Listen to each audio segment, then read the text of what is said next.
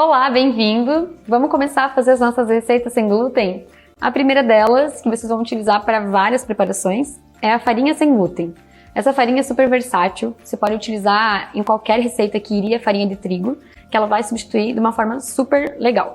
A gente vai utilizar só 4 ingredientes que você consegue bem fácil, tem no mercado, tá? Farinha de arroz ou farinha de arroz integral. O segundo ingrediente é o amido de milho, popular maisena, ou fécula de batata, que também você encontra em qualquer lugar. E o terceiro ingrediente, polvilho doce ou fécula de mandioca, também fácil de encontrar. E o quarto ingrediente é a goma xantana, que é um espessante natural que você encontra em qualquer loja de produto natural.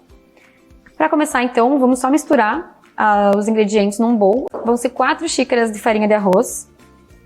Se você tiver um medidor, melhor, tá? Porque as medidas têm que ser bem certinhas, mais ou menos o tamanho.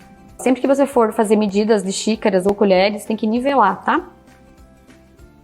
De amido de milho, a gente vai utilizar 8 colheres de sopa, que também precisa nivelar, tá? Então, ó, uma. Vou colocar na xícara para vocês verem mais ou menos a proporção das 8 colheres para a xícara. Ó, dá mais ou menos meia xícara. De polvilho doce, vão ser 3 colheres de sopa. 3 colheres de sopa do polvilho doce. E agora a goma xantana. Qual que é a medida dela? Se você for utilizar para pães e bolos, a medida é de 1 a 2% do total das farinhas. Aqui eu vou colocar uma colher de chá, que é bem pequenininha. Se você for utilizar para tortas ou massas mais secas, aí a medida é um pouco menos, é 0,5% a 1%. Essa massa aqui com uma colher de chá você pode utilizar para ambos, tá? Agora eu vou dar uma misturadinha nas farinhas.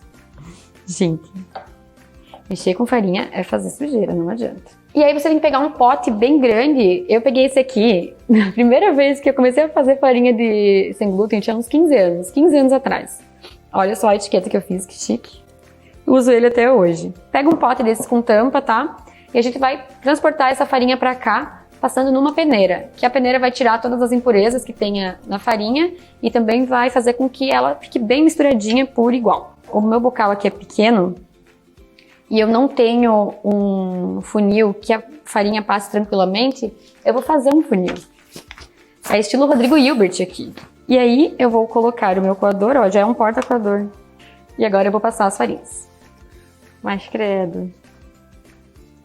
Faz uma sujeirada, mas é só adicionar no pote de vidro, daí você vai utilizar sempre nas suas preparações, nos bolos, nas tortas, em tudo que tiver farinha de trigo. É como se fosse uma farinha de trigo mesmo.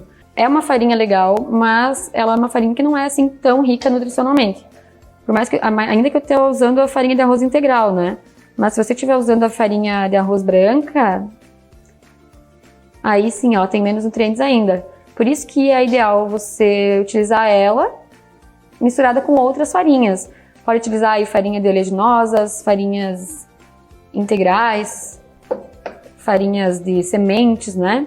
Sempre adicionar um pouco mais de nutrientes nas suas preparações. Eu gosto de colocar uma medida dessa aqui, metade da farinha essa, e a outra metade farinha de oleaginosa, farinha de semente. Que assim a minha preparação fica bem saudável.